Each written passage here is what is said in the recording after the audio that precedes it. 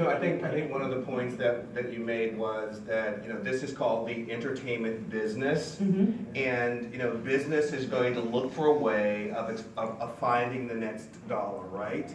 And also, when you look at the change in demographics, studios and these businesses are not, are keenly aware of the changing demographics. Yes. And I think that, as you say, Effie, telling authentic stories, we need to be both in front and behind the camera. Totally. But we also need to be there. We need to we need to be prepared when an opportunity knocks on the door. So that we're there to be trained, and so that we're there behind the camera, and we're there in front of the camera as well, because time is on our side on this. These businesses want to grow. They want to continue to expand their audiences. They want to continue to create that content for the new audiences as well. Now, see, with respect to the pipeline, one of the things that Ken and I were talking about this earlier, I mentioned the courses that we do in the summer. A great way to get a student, started in the entertainment business, particularly when we know how well compensated they are, when they jump into the business at first.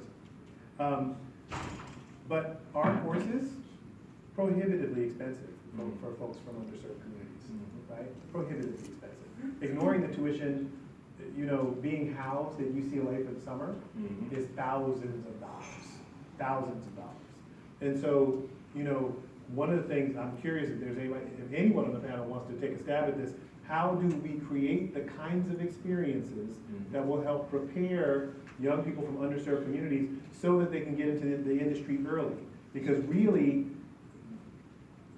let's face it, if I have the choice between taking that $160,000 consulting gig after business school, or to be in a writer's room, or try to be an assistant producer, or be in the mailroom at an agency, for the next 2 years, it's a much tougher sell than if I've got somebody who's ready to jump in as soon as they graduate from undergrad. We got to get them young. We really need, the most powerful tool, of course, are mirrors. People need to see themselves reflected. They need to know the art. They need to know the art of the possible. One of the things that we've started to do, in fact, just a month ago in El Segundo, in one of our offices here, we took some 12 to 14-year-olds.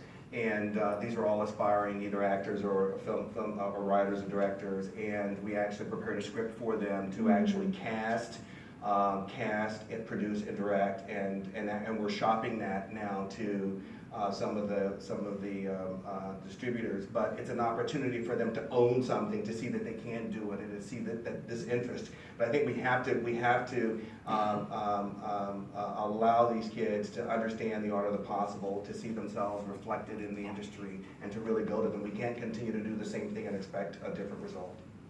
And I would just add to that, one of the things that I've been working